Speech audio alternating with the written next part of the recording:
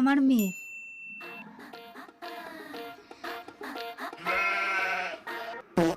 বসো বসো, তোমার একটু ইন্টারভিউ নিয়ে নিই। তা মা, একটু সুন্দর করে হেঁটে দেখাও তো। আমি এক্ষুনি উড়ে উড়ে এলাম। একদম হেঁটেই তো এলাম, দেখতে পারলি চোখে না বলছে আপানি। বলছে যখন একটু হেঁটে দেখিয়ে দে না। শিওর হাঁটতে পারি। আরে থাম। বিয়ে ক্যান্সেল। আচ্ছা ঠিক আছে, যাও তোমা, একটু মুখটা ধুয়ে এসো। মেকআপ ছাড়া দেখি তোমাকে কেমন দেখতে লাগে। মুখ ধুয়ে ফেলবো বলে এতক্ষণ ধরে মেকআপ করেছি। আপনি জানেন আমার মেকআপ প্রোডাক্টস গুলোর কত দাম? আপনাকে তো বেচলেও এত টাকা পাওয়া যাবে না। কি উল্টো পাল্টা বলছিস? আরে মজা করছি। রান্না কি কি করতে পারো? সবকিছু, বাট মুডের উপর নির্ভর করছে। মুড হলে তবেই করবো, কিন্তু রান্না মেয়ে যদি চায় তাহলে বিয়ের পর শ্বশুর বাড়িতে গিয়েও পড়াশোনা করতে পারে। না না না না না না না, এসবই আর কি আমার সাথে ভুলে